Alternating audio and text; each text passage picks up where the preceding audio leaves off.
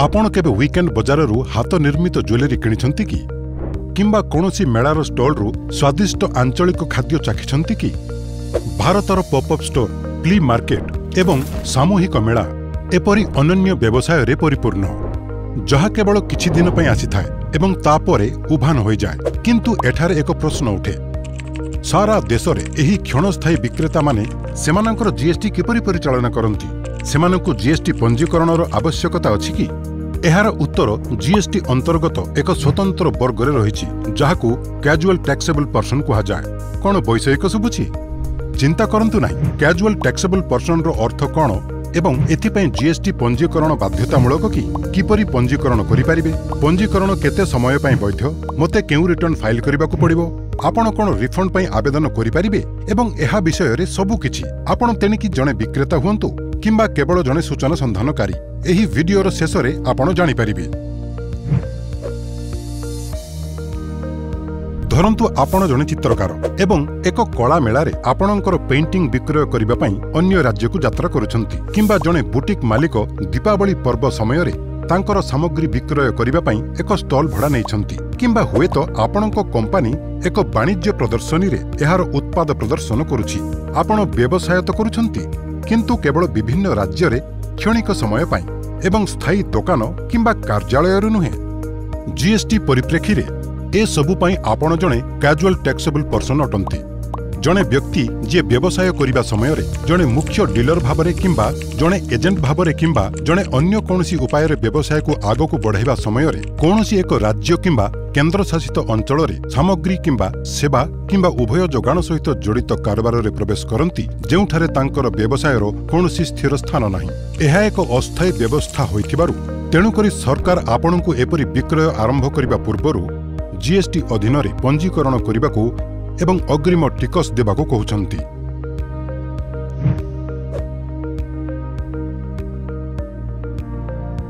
एठारे एहा उल्लेखनीय जे जेउ नियमित व्यवसाय गुड़िकर वार्षिक कारोबार निर्दिष्ट सीमा ठारू कम सेमानंकु जीएसटी पंजीकरणर आवश्यकता नाही। किंतु कैजुअल टैक्सेबल पर्सन पई तेणिकी आपणको वार्षिक कारोबार जहा हेउना काहेकि जीएसटी पंजीकरण आवश्यक। आसंतु जीएसटी रे जणे कैजुअल टैक्सेबल पर्सन भावरे पंजीकरण पई पर्यायक्रमे प्रक्रिया बुझिबा।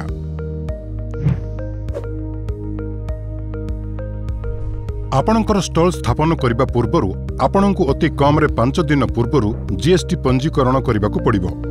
एही पंजीकरण पई कोनोसी स्वतंत्र कागजपत्र आवश्यकता नाही। केवल जीएसटी पोर्टल को जांतु एवं फॉर्म जीएसटी REG1 पूरण करंतु। एबे केवल एही सहज पदक्षेप गुड़िक अनुसरण करंतु। प्रथमे जीएसटी पोर्टल www.gst.gov.in परिदर्शन करंतु। सर्विस उपरे क्लिक करंतु, तापरे रजिस्ट्रेशन एवं तापरे न्यू रजिस्ट्रेशन चयन करंतु। एबे टैक्स पेयर चयन करंतु एवं आपण जेउ राज्य रे व्यवसाय करिवे ताहा चयन करंतु। फॉर्मर ए भागरे आवश्यक विवरणी पूर्ण करंतु एवं प्रोसीड उपरे क्लिक करंतु। आपण आपणको मोबाइल एवं ईमेल रे एक ओटीपी पाइबे। आगको बढ़िबा पई केवल एही विवरणी गुड़िक जांच करंतु। आपणको सूचना जांच हेबा पोरे आपण एक 15 अंक विशिष्ट अस्थायी रेफरेंस नंबर किंबा TRN पाइबे। एहा 15 दिन पई वैध हेबो जहा आपणको आपणकर पंजीकरण प्रक्रिया भाग बी को आगको बढ़िबारे सहाय्य करिवो।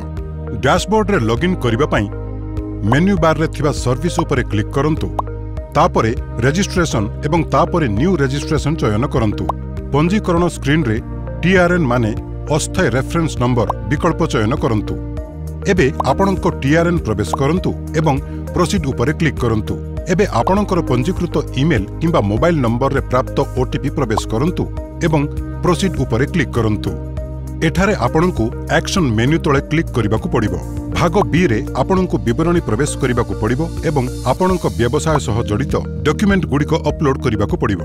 एबे सबुठारो गुरुत्वपूर्ण अंश आसुछि। व्यवसाय विवरणी टैब रे कैजुअल टैक्सेबल पर्सन पई टैब चालू करिबाकू निश्चित करंतु। जेतेबेले आपण एहा करिवे दुईटी नूतन सारणी देखाजिबो। गोटिए आपणकर पंजीकरण पई वैधता अवधि बाछिबा पई एक विकल्प जेउठारे आपणकु आपणकर व्यवसाय आरंभ तारीख एवं शेष तारीख उल्लेख करिबाकू पड़िबो एवं दुई आपणकर आनुमानिक टर्नओवर एवं नेट टिकस दायित्व प्रवेश करिबा पई एक क्षेत्र।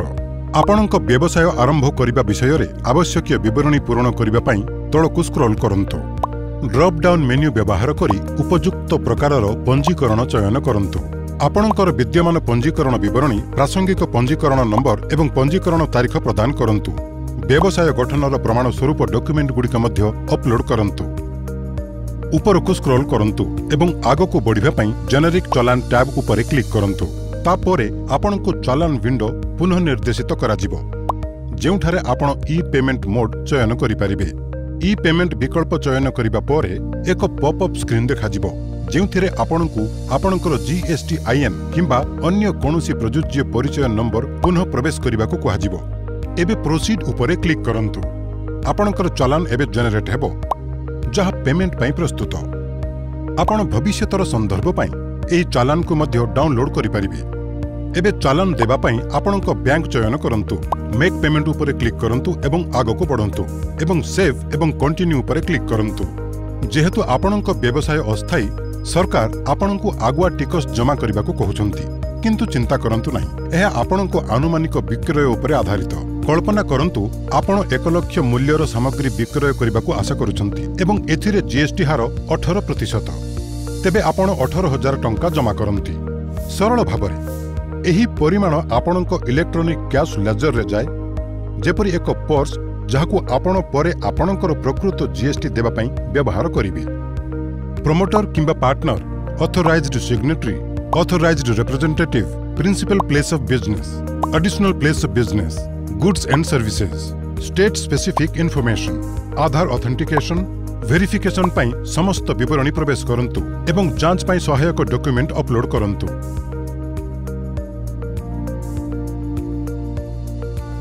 आपणकर जमा होइतिबा अग्रिम टिकस प्रतिफलित हेबा मात्रे आपणकर जीएसटी पंजीकरण प्रमाणपत्र डिजिटल भाबरे जारी करा जिवो। बास आपण एबे आनुष्ठानिक भाबरे विक्रय आरंभ करिबाकू प्रस्तुत। आपण पंजीकृत हेबा परे आपणकर जीएसटी प्रमाणपत्र 90 दिन पई वैध रहिबो, किंबा आपणको आवेदन रे उल्लेख थिबा दिन संख्या पई जहा पूर्वरु हेबो। उदाहरण स्वरूप जदि आपण एक महोत्सव बजार रे 20 दिन पई पंजीकरण करिसंती, तेबे आपणकर प्रमाणपत्र केवल सेही 20 दिन पई वैध रहिबो। किंतु कोन हेबो जदि आपणकर प्रदर्शनी आशारू अधिक समय पर्यंत चलिबो?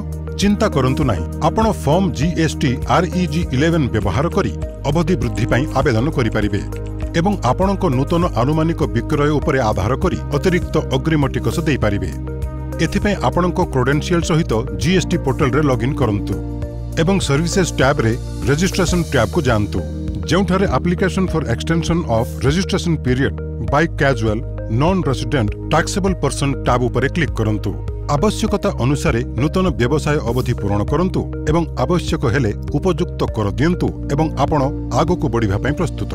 किंतु मने रखंतु, जदि आपणकर व्यवसाय 180 दिनरु अधिक समय पर्यंत चली थाए, तेबे आपणको आउ एक साधारण टिकस योग्य व्यक्ति भाबरे विवेचना करा जिवो नाही।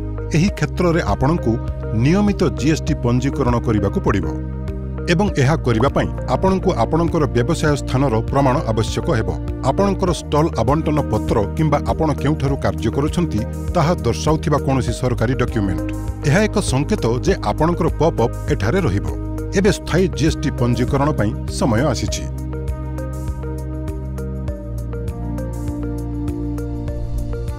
जणे साधारण करदाता होइथिबारु आपणको कोनोसी नियमित व्यवसाय परि जीएसटी पोर्टल रे धार्य तारीख अनुଯାयी जीएसटी रिटर्न फाइल करिबाकू पड़िबो। फॉर्म GSTR1 एठारे आपण आपणको विक्रय विवरणी प्रवेश करिवे। फॉर्म GSTR3B एक सारांश रिटर्न जहा आपणकर मोट विक्रय इनपुट टैक्स क्रेडिट एवं आपणकर देय कर दर्शाए। एहा आपणको टिकस अनुपालन करिथाए एवं भविष्यतर उद्यम पई प्रस्तुत करिथाए। मने रखंतु, casual taxable person composition scheme बाछि परिबे नाही। कैजुअल टैक्सेबल पर्सन माननको सुविधा पई सेमाननको फॉर्म GSTR9 दाखल करिबाकू पड़िबो नाही।